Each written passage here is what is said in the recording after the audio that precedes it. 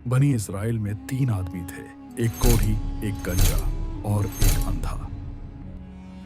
तीनों बहुत परेशान हाल, मुफलिस और मजबूर थे। लोग उन्हें देखते भी नहीं थे, तौहीन करते थे और उनकी जिंदगी दर्द भरी थी। फिर अल्लाह ताला ने एक फरिश्ते को इंसानी शक्ल में उनके पास भेजा, जिसका मकसद इन तीनों की मदद और आजमाइश था। पहला आदमी, कोढ़ का मरीज। वो फरिश्ता उस आदमी के पास गया और पूछा, क्या आपको कोई परेशानी है? वह दर्द भरी आवाज में बोला, एक नहीं कई हैं, मैं कोढ़ का मरीज हूँ। लोग मेरी शक्ल तक देखना पसंद नहीं करते और ऊपर से फाके, बेरोजगारी, मुफलिसी। फरिश्ता बोला, अल्लाह तुम्हारी बीमारी दूर करे और तुम्हारे रिज्क में बरकत दे। दुआ कबूल हुई, उसका जिस्म साफ हो गया। अल्लाह ने उसे एक ऊंटनी अता की।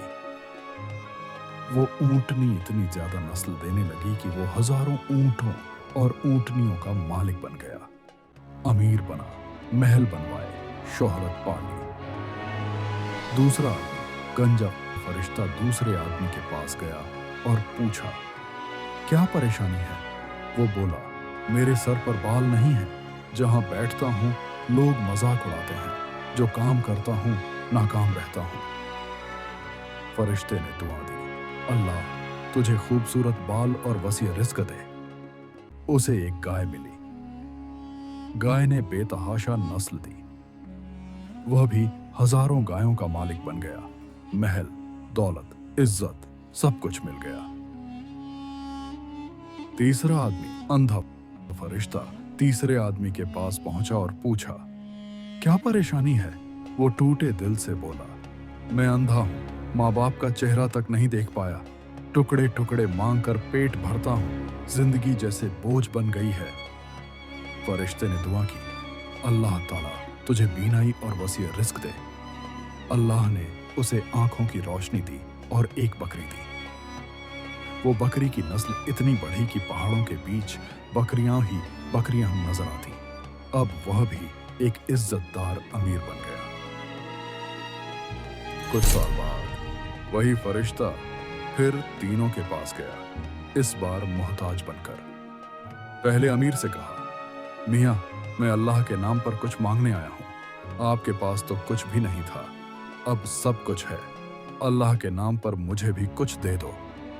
लेकिन वो अकड़ कर बोला, मैं खानदानी अमीर हूं, मेरा बाप अमीर, दादा अमीर, तुझ जैसे जलील भिखारी यहां आकर मांगते हैं।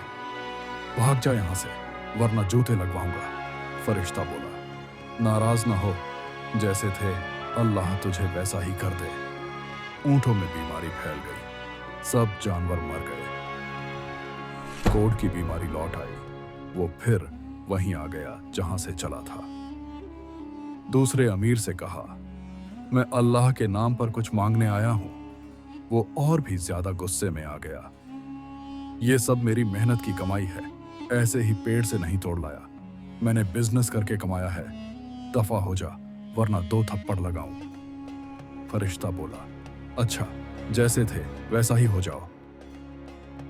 गाय मरी, बाल झड़े, फिर से मुफलिसी में चला गया।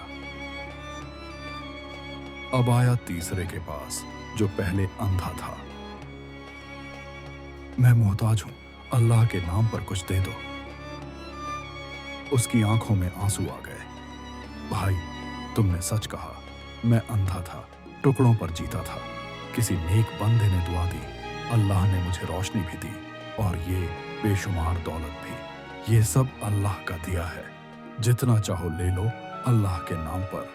फरिश्ता मुस्कुराया और हकीकत बताई, मुबारक हो, मैं अल्लाह का फरिश्ता हूँ। हम तीनों की आजमाइश के लिए भेजे गए थे।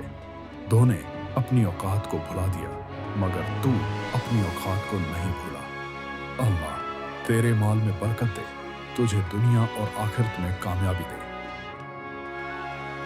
कहते हैं, वो आदमी बनी इसराइल का सबसे बड़ा अमीर और सबसे नेक इंसान बन गया। सबक, अगर इंसान अपनी बुनियाद और औकात को याद रखे और अल्लाह की दी हुई नेमतों का शुक्र अदा करे, तो अल्लाह ताला उसकी नेमतों में बरकत डालते हैं। लेकिन जो इंसान घमंड करता है और मालिक को भूल जाता है तो सब कुछ छिन जाता है।